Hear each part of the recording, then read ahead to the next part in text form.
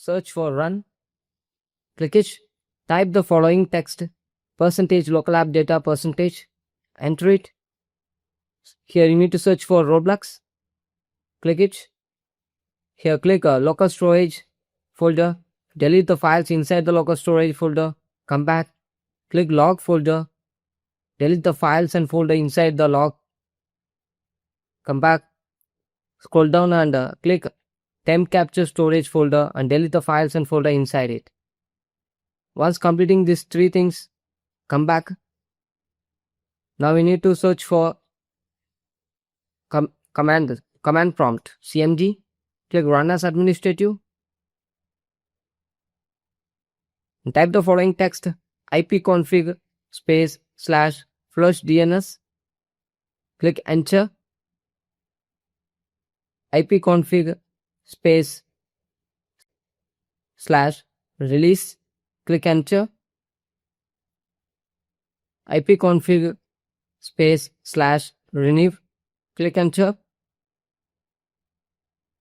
netsh winsock reset, click enter, netsh int ip reset, click enter.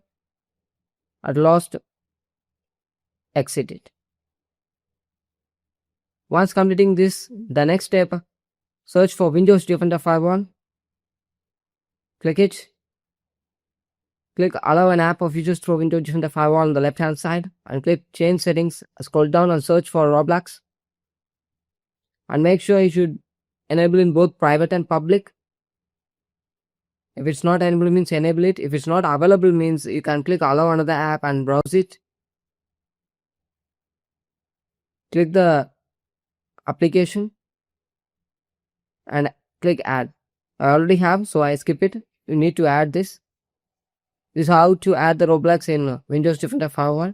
Once complete, after the next step, click settings, click network and internet settings, scroll down, click advanced network settings, click network reset and reset now. Thank you.